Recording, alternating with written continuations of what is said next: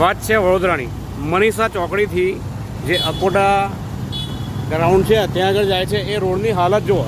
વડોદરાની આ અંદર આટલી જે ગટર યોજનાઓના કામો થાય છે, લગભગ આખી ટ્રક અંદર ઘૂસી જાય એટલા મોટા કામો થાય છે. તેમ છતાં પણ આ વડોદરાની અંદર આ રીતે પાણીના દ્રશ્યો દેખાય છે.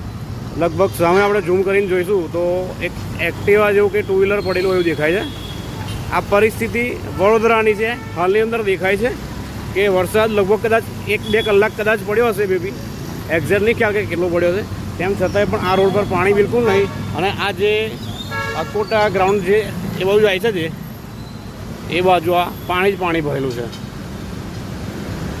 પહેલાં તો જોવાનું હોય જે તે નગરપાલિકા હોય, મહાનગરપાલિકા હોય કે કયા વિસ્તારમાં પાણી ભરાય છે અને કેવી રીતે પાણી ભરાય છે, તો એ જગ્યાનો નિકાલ કેવી રીતે કરવો.